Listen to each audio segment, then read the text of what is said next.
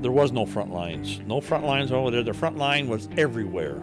There was no safe place. We spent every day walking between 10 and 20 kilometers looking for contact. And we would be in the field anywhere from 30 to 60 and one time 90 days. Besides worrying about if you're going to live from one day to the next, you have to deal with the elements. And yeah, it was not a good experience. I was at a place called Kuchek, Vietnam, and it was known as the tunnel capital of Vietnam. They had tunnels that go for hundreds of miles. We had these guys called tunnel rats. And you went in with a 45, a knife, and you went down there to check out any activity or if there's any down in the hole. Life expectancy of a tunnel rat is not very good. I didn't like the job. It wasn't my MOS. It was just the smallest guys in the company. I remember we got some B&Gs, brand new guys. I went and greeted them at the LZ, and there was a little Spanish kid, his name was Martinez.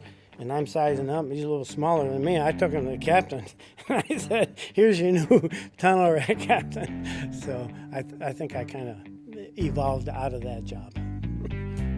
The terrain we were in varied by different operations. We were in the Central Highlands, the mountains, so we were climbing tree-covered mountains that were sometimes 60% grade, and other times we were in the rice paddies and mostly in the water. So you're always wet, and it would wear on you. Your feet get that little crinkly thing like you're in the water too long.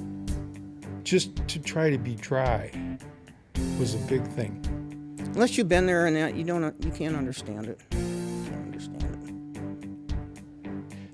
These two NVA, just as crazy as it sounds, they just walked right into us, and the point man shot them dead. And plastered on their forehead, the ace of spades. The bicycle card company supplied us with the ace of spades because the Vietnamese feared the ace of spades. You look at all the documentaries and everything on it. Look what's in the Marines and the soldiers' helmets. It's an ace of spades. You leave behind, ace of spades on their head. That's just the way that it was. What I remember most about being in combat is the fear that you experienced. Fear. I didn't take it serious until the bullets started flying. And then I said, oh my God, I could have got killed today. And you saw this too when a lot of people would first get into the country.